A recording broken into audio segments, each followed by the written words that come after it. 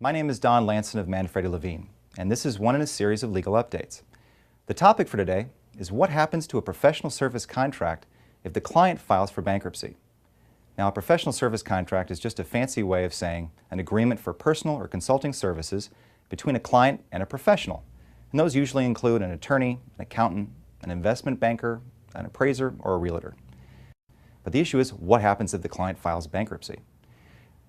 First of all, the filing of the bankruptcy creates what's called a bankruptcy estate.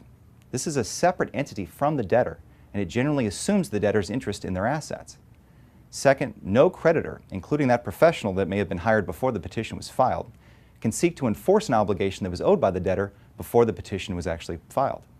Third, if the professional wants to get paid for continuing work, which at this point would be done for the benefit of the bankruptcy estate, they have to get their employment approved by the bankruptcy court.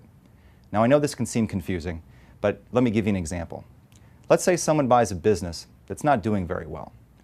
They hire an attorney then on a contingency fee contract to sue the seller who lied about exactly what was happening with regard to the company's financial interests.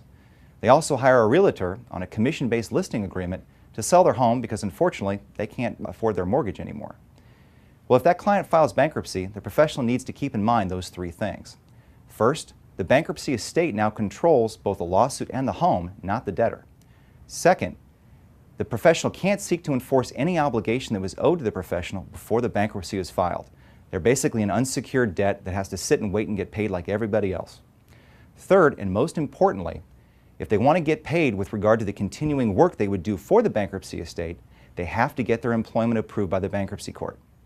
Without getting that approval from the bankruptcy court, the professional has no way of getting paid pursuant to the transaction they were hired to do.